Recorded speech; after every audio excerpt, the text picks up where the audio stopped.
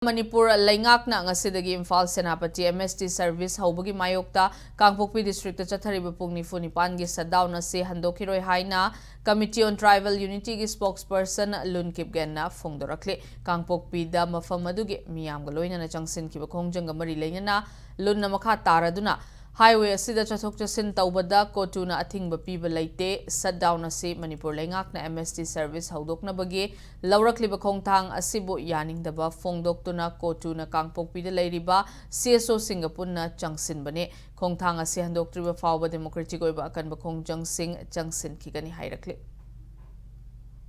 The Committee on Tribal Unity vehemently opposed the government partition order for a free vehicular movement from Imphal to Manipur, which was never disrupted by the Kukizhou community. We, the Kukizhou community, will never accept any order that stems from Imphal. Therefore, the Committee on Tribal Unity will impose a stringent measure of democratic form of protest until and unless